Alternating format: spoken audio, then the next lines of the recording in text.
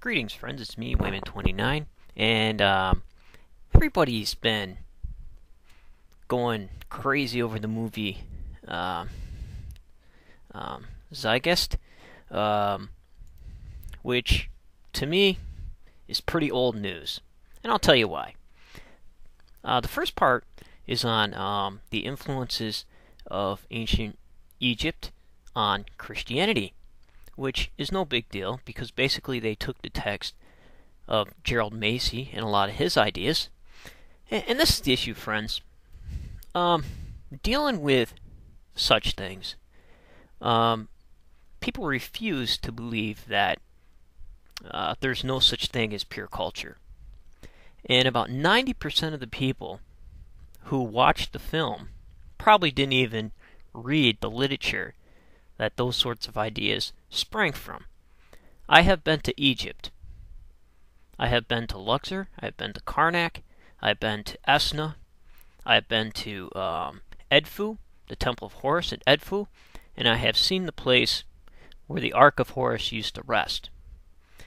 So, I have read the literature.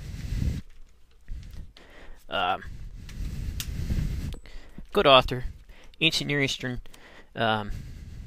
Ancient Egypt, Light of the World, Gerald Massey, Volume 1 and 2 is where the first part of that film came from. I suggest buying those volumes and reading them, but that's only part of it. That's only the Egyptian influence on Christianity. There's many, many influences because the Roman Empire and others absorbed a large amount during conquering, and influences abound. As for the Old Testament, not only Egypt, but Mesopotamia, Hittites, Canaanites, and many, many others, Assyrian, also influenced. And also, a lot of times people come on and say, oh, this doesn't make sense, that doesn't make sense. Scholars have been talking about these influences for years. Another scholar is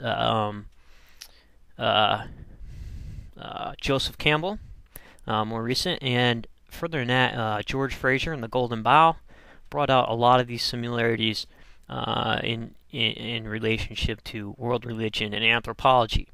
That's what anthropology is.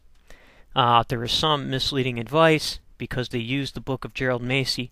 Gerald Massey wrote, let me see when this copyright is. It was a while ago, before a lot of this stuff came out. So, I think it's 1908. Gerald Massey also had out a book of beginnings and also the natural genesis. So, if you're going to look at some of this stuff, good books, Willis Budge, he's a great writer on and did translations of Egyptian texts, Egyptian gods.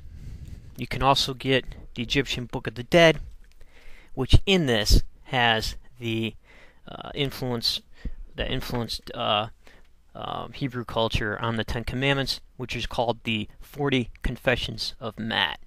So, no biggie. Old news, friends. Move on. There's no such thing as pure culture, and it really bothers me that when films like this come out, people think it's a whole new revelation when people have been discussing these topics for years and years. So, how do we deal with how do we deal with them? That's the issue. How do we deal with the metaphors? How do they affect our beliefs? And how do they affect the way we view the world, our place in the world, and where we go from here? That's what we need to ask ourselves, not what the influences are. We know what the influences are. No biggie. It's been studied. That's what the whole field of anthropology is. So, from people who have not read the literature, this is going to seem like some big disillusionment, some big, oh, we got ripped off, they copied. But let me tell you, friends, I'll let you in on a secret. Everybody did it. Everybody. So, take care, friends, and don't get too hyped up And remember, if everyone's thinking alike, then somebody isn't thinking.